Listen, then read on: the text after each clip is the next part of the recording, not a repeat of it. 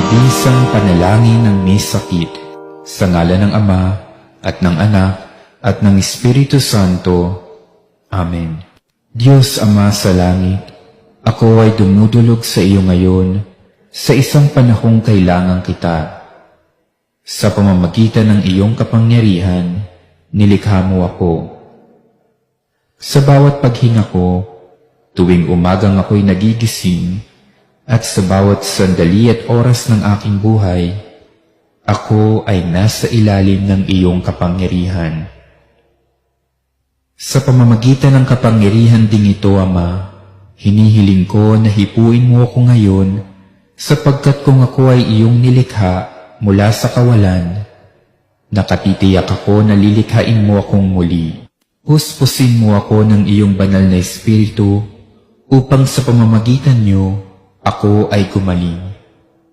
Tanggalin mo ang lahat ng bagay na hindi nararapat mapasa akin. Hilumin mo ang aking pagiging sugatan.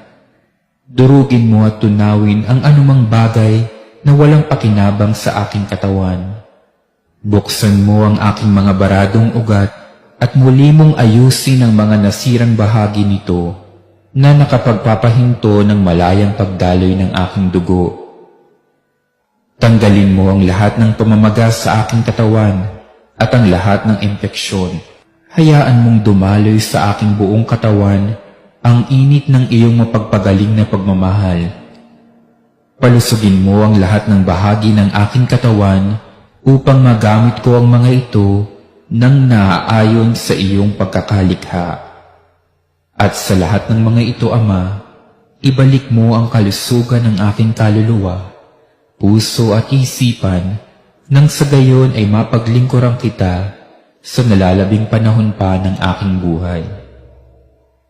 Hinihiling ko ito sa pamamagitan ng mahal na Birheng Maria, tagapamagitan ng lahat ng biyaya, at ni Kristong aming Panginoong Diyos. Amen. Aba, Ginoong Maria, napupuno ka ng grasya, ang Panginoong Diyos ay sumasa iyo. Bukod kang pinagpala sa babaeng lahat, at pinagpala naman ang iyong anak na si Jesus.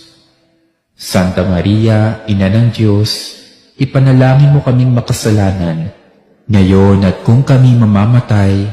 Amen. Sa ngalan ng Ama, at ng Anak, at ng Espiritu Santo. Amen.